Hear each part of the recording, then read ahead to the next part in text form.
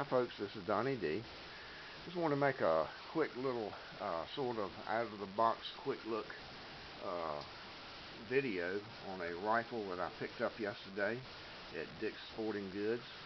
It's a special edition rifle that's made for Dick's by Savage.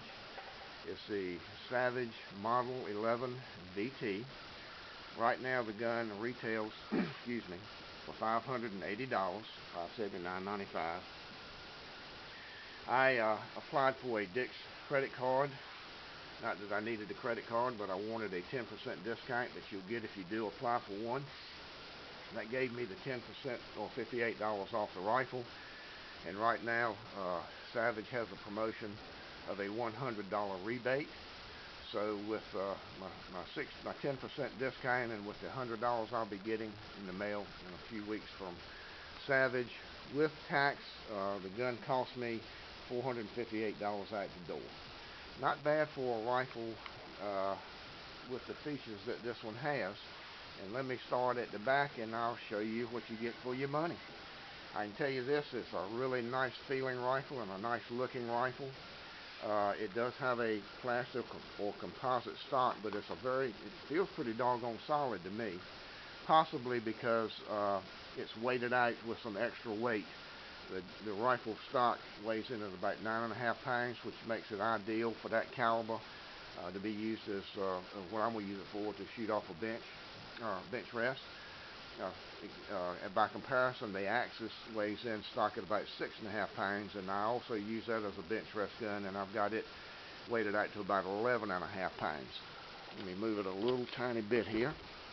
Alrighty, now let's see. But anyway, starting at the back, it's got a nice rubbery, soft recoil pad.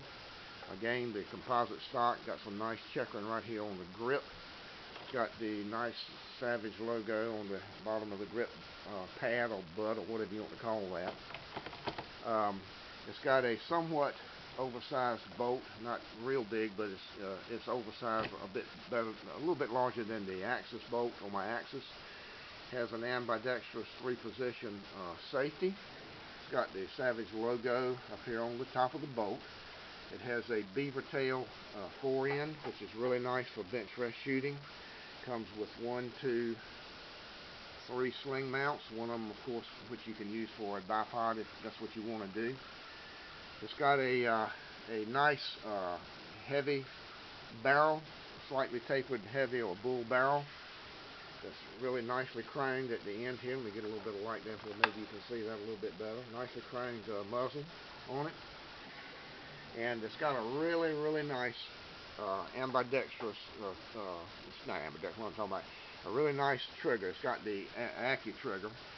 And I tested it last night, and it's breaking at about 2.25 pounds or 2.5 pound range, which is just exactly what I wanted to do. I can adjust it, don't need to touch it, it's just like I like it. Also comes with a detachable 4-round magazine, four in the magazine, 1 in the chamber, if that's what you want. That's about it for the rifle itself, but it also comes with this scope here. It's a Bushnell scope. I believe it's a Bushnell Banner. I'm not sure. It's a relatively inexpensive scope, of course. Would have to be. But I've also read some pretty good reviews on it. It seems to hold up pretty well. I don't know. I'm certainly going to try it. If it does what I need, meets my expectations and meets my needs, I'll definitely keep it. If not, I'll replace it with something better. But I'm hoping that it's going to be okay for me. It's a 4x12 or 4 to 12 by 40. It has a let me get these off. And it comes with the bikini type lens protectors or lens covers. It does have fast focus eyepiece. It's got a nice smooth power ring. Operates really nice and smooth, just right. It doesn't have target turrets, but it does have more like hunting rifle type turrets.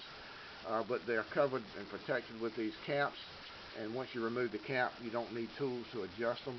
You can finger adjust them, no tools required.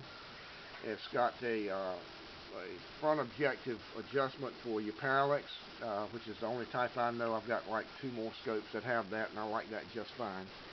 Let me look at my notes here and see if I'm forgetting anything. One thing, the parallax adjustable is from pretty much like 10 yards out to 300 and then on to infinity, which is the way most of them are. It's a really nice rifle. Uh, Comparing it to the rifle that I really was sort of saving up my money for, I'm not trying to compare the two because they're two totally different rifles as far as price go anyway. I was looking at a Model 12 LRPV, which is Long Range Precision Varminter. I saved up some money for it, but I needed to spend the money for something else. And this rifle has a lot of the same features.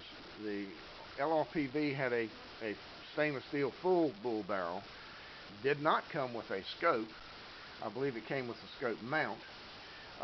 But other than that, they're very similar. I'm not sure. It may have had the same stock. I do know that the LRPV did not have the AccuStock, but it had a very similar stock to this one.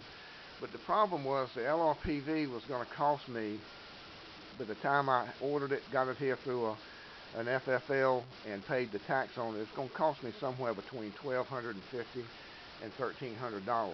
Like I said, I got this rifle pretty much out the door for less than $450. No, right at a little over $450. Excuse me.